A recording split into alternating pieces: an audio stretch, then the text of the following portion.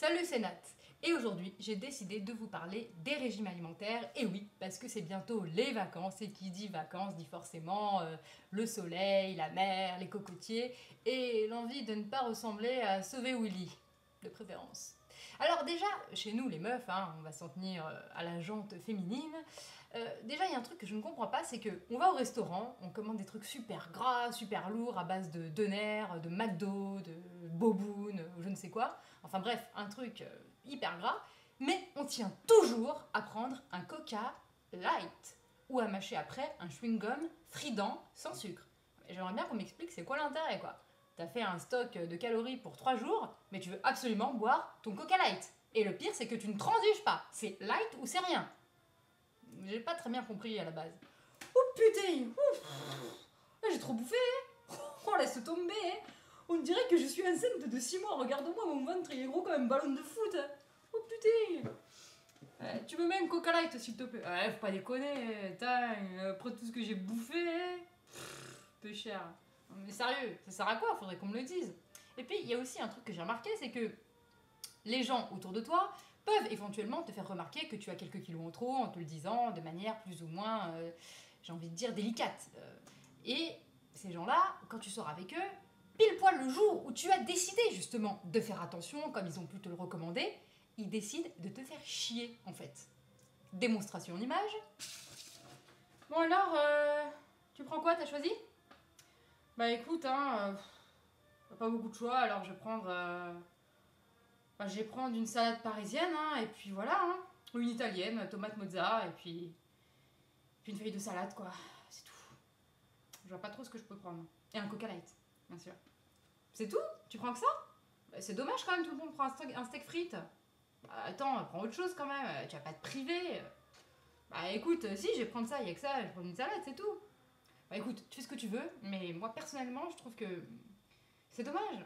Tu vas te priver, tu vas manger léger, tu vas être frustré, tu vas avoir faim, tu vas pas aimer ce que t'as dans ton assiette, tu vas nous envier. C'est bon, c'est déjà assez dur comme ça. Pas la peine d'en rajouter, s'il vous plaît. Bon.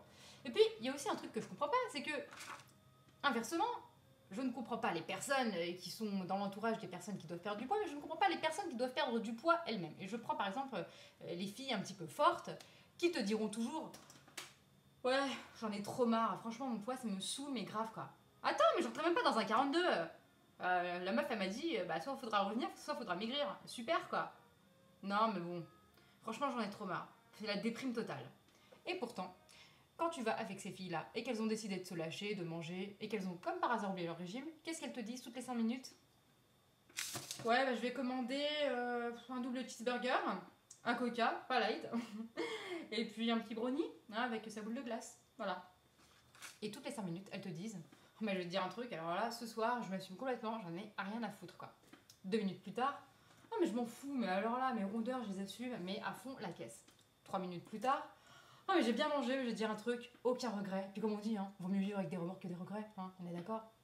Et là, tu te dis, mais à la base, c'était pas un peu complexé par ton poids, justement? J'ai un peu de mal à comprendre le schmilblick. Enfin bon, on repassera. Donc voilà, c'est toute une contradiction. Et puis, pour terminer ce podcast, c'est vrai que je voudrais pousser un petit coup de gueule contre cette société où on nous montre vraiment, dans les magazines féminins, des meufs qui sont tellement queues que toi, tu fais 1m65, 55 kg, tu te sens énorme quoi, juste obèse en fait. Et à côté, tu regardes des pubs qui te disent, véridique, une femme qui se fait plaisir est toujours belle. Mais on doit faire quoi en fait? On doit faire des régimes pour avoir l'air désirable, ou on doit bouffer pour se sentir belle et de cette façon, par ricochet, être désirable et jolie? Enfin, pas très bien compris le schmilblick. Et puis, enfin, je tiens à dire à tous ceux qui élaborent des régimes, arrêtez de nous prendre pour des cons. Non mais c'est vrai quoi. Vous nous présentez des recettes soi-disant censées nous faire saliver d'envie, et ces recettes c'est quoi? Ce soir, une recette que vous allez absolument adorer et qui va vous faire saliver d'envie, à avoir donné envie à tous ceux qui sont autour de vous de faire un régime, un steak végétal de tofu.